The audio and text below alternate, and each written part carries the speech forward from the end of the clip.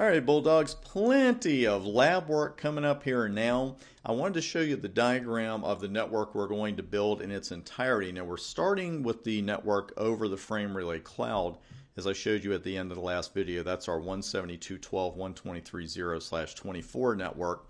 And we've also got a loopback on each of the three routers. We're going to check those and make sure they are there, but we're going to add them to the EIGRP config.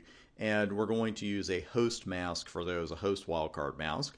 And we also got an Ethernet segment, 172.23.23.0/27, that we're going to add as well. But first, let's get our main adjacencies up between routers 1, 2, and 3. And we will start down here at router 3. And since we did some lab work, I just wanted to run show IP protocols. It's a good idea to run that one when you've been running a lot of labs, and just make sure you got rid of all your old protocols before you start a new one. So it's a good lab tip for you. Now let's see, we've got router EIGRP 100, no auto, and then network 172.12.123.0. A couple of very important points here already in our EIGRP config. We know the number is the autonomous system number. That's our logical grouping for EIGRP, and that has to match between potential neighbors. This no auto command, I have a full lab for you that you're really going to get a lot out of later in this section about auto summarization. EIGRP has auto summarization running by default. And as you'll see in the route summarization section of this course, I love route summarization when you and I, the network admins, determine when and where it is done. That's the way it needs to be, and not just because we're on some kind of power trip, but because sometimes EIGRP's auto summarization can actually screw up our routing. And I've got a lab ready for you that we're going to run later, and it will show you exactly what I'm talking about. But I didn't just want to enter no auto here and not tell you what that was. Now again, auto summarization's on by default. And you see the command no auto so often that people think that's the default setting, that it's in every EIGRP config, and it's not. It's so automatic, no pun intended, to type no auto that sometimes I do it when I've already set it once. I just do router EIGRP 100, but no auto. So if I do that here, it doesn't mean you have to keep re-entering it. You only need it once on a router. Also note that the wildcard bits in EIGRP are optional. They're not optional with OSPF. We know that. But with EIGRP, it's actually optional. I strongly recommend that you use them. Cisco recommends that you use them because if I just put in network 172.12.123.0, it actually goes back to its classful bit, the ABC networks. So it would enable EIGRP on every network every interface on this router that just began with 172.12. because that's a Class B network. So we don't want to do that. We want it enabled only on interfaces that begin with 172.12.123, and then about the fourth octet, we don't care. So what would my wildcard mask be for 172.12.123.0? That's an easier one. It's right on the octet border. It would be 000.255. Because our wildcard masks, of course, they're inverse subnet masks. The zeros are the I care bits and the ones are the I don't care bits.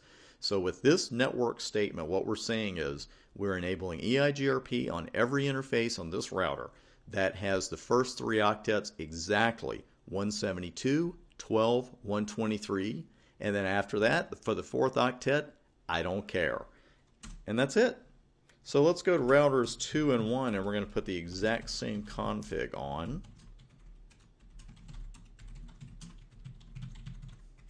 Again, that's optional.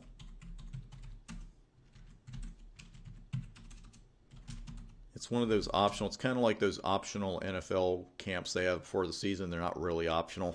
That's kind of the way this is.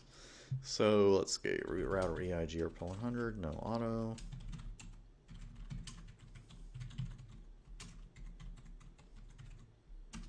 And that's it. No fancy schmancy config needed on the hub for hub and spoke. We don't have all the OSPF concerns with the neighbor command and then changing priorities on the spokes.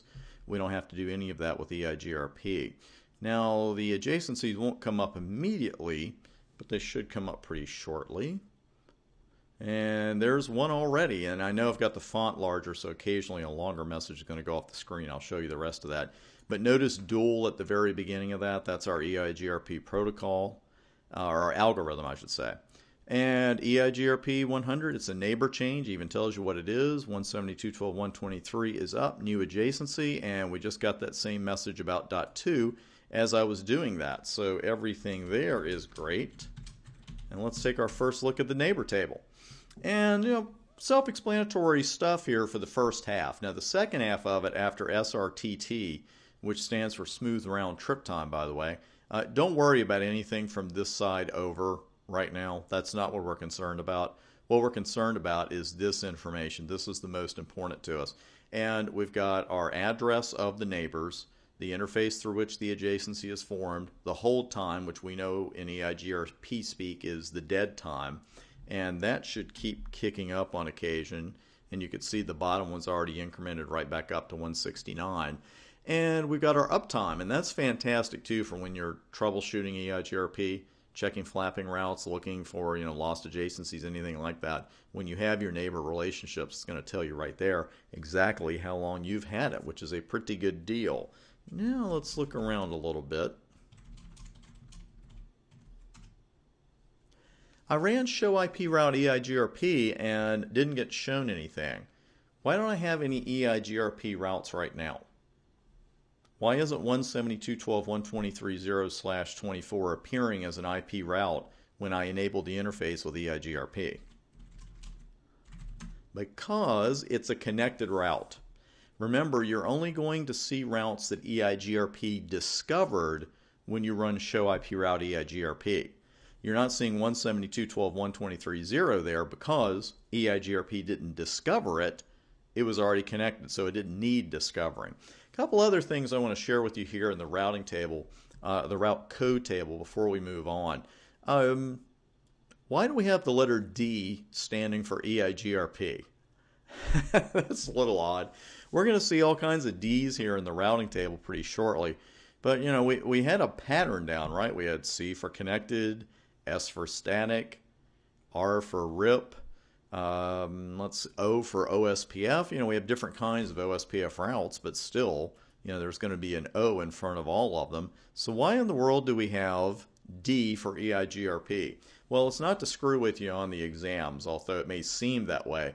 The reason we have that is because, remember, EIGRP wasn't the original version of this protocol. IGRP was. And now you're thinking, well, hey, IGRP doesn't begin with an E either, so why does that matter?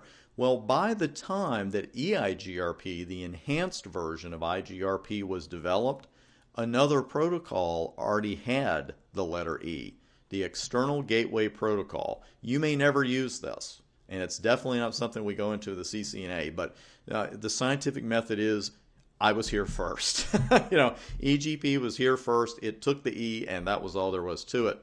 So what Cisco did when they developed EIGRP is they just went one letter backwards, and just like HAL and IBM, they just went backwards from EIGRP to the letter D, and that's why you see the letter D there. Now, let's talk very briefly about this external route, because I want you to know this. What's an external route with EIGRP? Well, as we add these routes throughout our labs here in the EIGRP section, you're going to see the letter D, but you'll never see the letter EX next to any of them, because an external route is a route that is learned via route redistribution. It's one of my favorite things to do. I love it, and boy, it can blow your network up if it's done the wrong way. So it's something we save for future studies. But the deal is, let's say we had OSPF and EIGRP running on the same interface, because you need to know this. You need to know what route redistribution is. If you had OSPF running on this router and EIGRP running on it, they're not going to know about each other's routes by default. They are two totally separate processes. But let's say that you had one OSPF route, or maybe multiples, that you wanted your EIGRP speakers to know about, that you wanted advertised to your neighbors.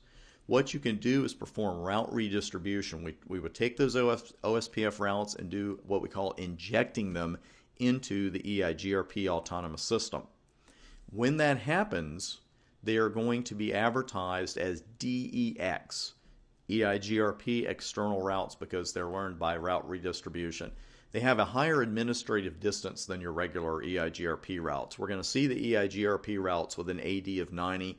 Remember, the administrative distance measurement of a route source's believability. EIGRP routes have an AD of 90. EIGRP external routes have an AD of 170. It's good stuff to know. Just a little bonus material there about route redistribution, EIGRP, and how we got that routing table code in the first place. Now, everything's just fine and dandy right now. We've got our adjacencies up, but we need some routes. So when we come back to the next video, we're going to introduce the loopbacks into EIGRP. We're going to remind ourselves what a host mask is, and also we'll bring in that Ethernet segment, and then we'll start really diving into the topology table, and we're going to review our feasible successors and our successors, and then we're going to get into load balancing from there. So a lot of great lab stuff coming up. I'll see you on the next video.